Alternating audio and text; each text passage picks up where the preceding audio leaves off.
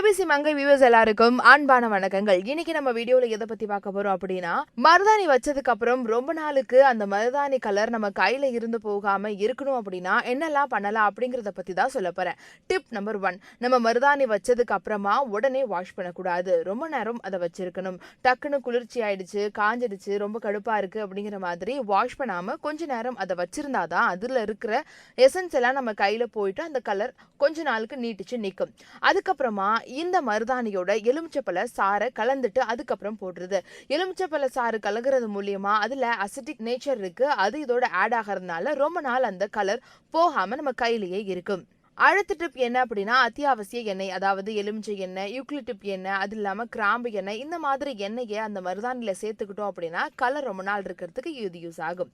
அதுக்கப்புறம் காஃபி தூள்ல நார்மலாவே கலர் அப்படிங்கிற ஒரு விஷயம் இருக்கு. அதனால மருதாணியோட அதை கலந்துட்டோம் அப்படின்னா மருதாணி கருமை நிறத்துல இருக்கிறதுக்கு இது ரொம்பவே யூஸ்ஃபுல்லா இருக்கும்.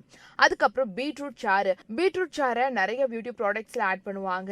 இதுல ஒரு ஆழமான இளஞ்சிவப்பு ஊதா கலர் இருக்கு. அதனால இதை மருதாணியோட கலந்தோம் அப்படின்னா நம்ம கையிலையும் அழகான ஒரு கலர் வர்றதுக்கு இது யூஸ்ஃபுல்லா இருக்கும். அதுக்கப்புறம் பிளாக் டீயை நம்ம மருதாணியோட கொஞ்சமா கலந்துட்டு அதுக்கப்புறம் அதை போட்டோம் அப்படின்னா அந்த கஷாயம் இதுல கலக்கிறதுனால மருதாணி ரொம்ப நாள் கலர் நம்ம கையில இருந்துட்டே இருக்கும். அதுக்கப்புறம் இந்த சர்க்கரையை கலந்தோம் அப்படின்னா கலர் நார்மலா இருக்கிறத விட டார்க்கா கலர் மாறிடும். அதனால ரொம்ப நாள் கண்டிப்பா இருக்கும். அதுக்கப்புறம் இந்த கரித்தூளை ஆட் பண்ணோம் அப்படின்னா நல்லா கருமையான ஒரு மருதாணி கலர் நம்ம கையில கிடைக்கும். ரொம்ப நாளுக்கு இது கரைஞ்சு போகாமையும் இருக்கும். கண்டிப்பா இந்த வீடியோ உங்களுக்கு யூஸ்ஃபுல்லா இருக்கும்னு நினைக்கிறேன். உங்க ஃப்ரெண்ட்ஸ் அண்ட் ஃபேமிலி யாருக்கு இது தேவைப்படும் நினைக்கிறீங்களோ அவங்களுக்கு இதை ஷேர் பண்ணுங்க.